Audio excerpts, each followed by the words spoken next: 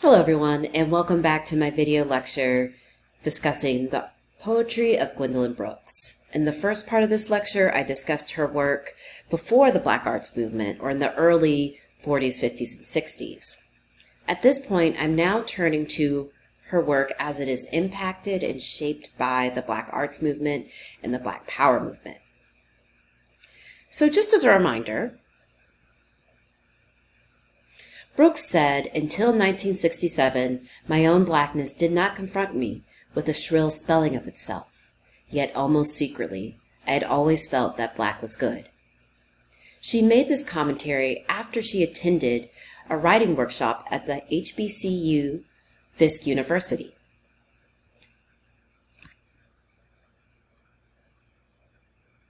After attending, she still wrote about Black life, but with a different form. More free verse, and more radical imagery and voice. This change in her writing reflects her alignment with the 1960s socio-political Black Power movement and its artistic extension, the Black Arts Movement, represented here by some of the artwork of the movement. Again, iconography includes afros, a demonstration of Black pride, pride in Black appearance, and of course, the fist, one of the major symbols of fighting back and standing up within the Black Arts and Black Power movement. The Black Power movement began as a revolutionary movement in the 1960s and 70s. It emphasized racial pride, economic empowerment, and the creation of political and cultural institutions. During this era, there was a rise in demand for Black history courses, a greater embrace of Black African culture, and the spread of raw artistic expression displaying the realities of African Americans. The Black Arts Movement is radically opposed to any concept of the artist that alienates the artist from his or her community. In this respect, the Black Arts Movement is the aesthetic and spiritual sister of the Black Power concept. As such, it envisions an art that speaks directly to the needs and aspirations of Black America. Considering the Black Power Movement and, of course, the Black Arts Movement as its aesthetic extension, we can think about Gwendolyn Brooks as shifting in terms of her rhyme, meter, and verse, or her prosody, or prosody if you, depending on how you want to say it. So prosody in a literary sense refers to the patterns of rhythm, the stress of sounds and writing.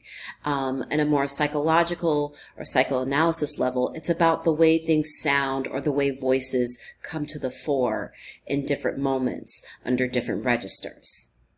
Whether you pick up the literary meaning or the more psychological meaning, ultimately, this is a matter of how things sound different when there is different intent and context. To that end, I am asking you all to consider, how do Gwendolyn Brooks's poems sound different? She's still talking about Black life.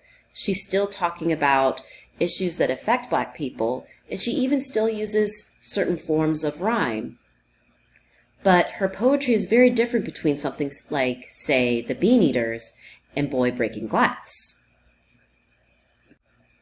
So I now ask you to consider, how does the sound, rhythm, and rhyme of poetry change between The Bean Eaters and Boy Breaking Glass? Or, put differently, how does the voice, the speaker in the poem, change? Is there a different tone? Tone being the attitude or feeling of the speaker in, say, Boy Breaking Glass versus The Bean Eaters? And just to start you off thinking about this, if you choose to respond to this question, consider the opening lines. In Boy Breaking Glass, whose broken window is a cry of art, success that winks aware as elegance, as a treasonable faith, is raw, is sonic, is old eye premier, our beautiful flaw and our terrible ornament, our barbarous and metal little man. I shall create, if not a note, a whole, if not an overture, a desecration. So if you're not entirely sure what's going on here, I highly suggest you look up a couple of these words and find out the definition in order to consider, how is this broken window being regarded with this boy breaking glass? And then the comparison, the bean eaters. They eat beans mostly, this old yellow pair. Dinner is a casual affair. Plain chipware on plain and creaking wood, tin flatware. Two who are mostly good. Two who have lived their day, but keep on putting on their clothes and putting things away. How does the voice or the speaker sound in each of these poems? And how might we attribute the voice, the tone, to a kind of political sensibility or a different sense of understanding the Black experience?